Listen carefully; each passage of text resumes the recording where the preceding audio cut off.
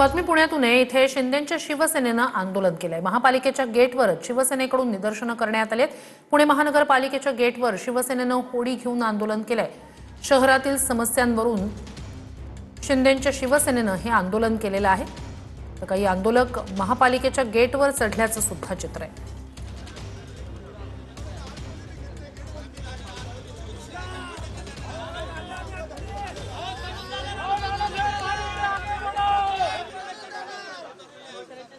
अधिक या सगळ्या संदर्भात जाणून घेऊया आपले प्रतिनिधी योगेश बोरसे यांच्याकडनं। योगेश, हे आंदोलन नेमकं कोणत्या कारणांसाठी?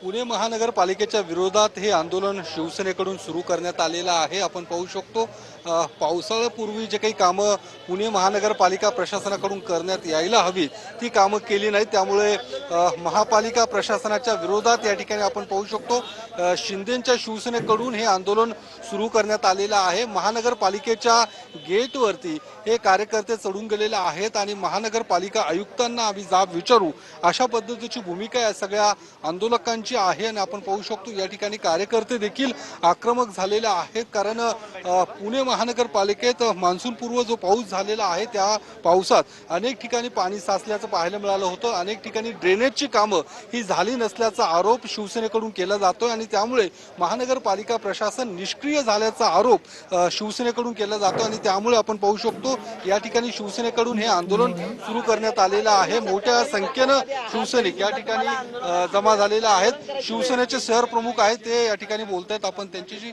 संवाद साधू। नक्कीच योगेश, अपडेट्स घेत राहणार आहोतच।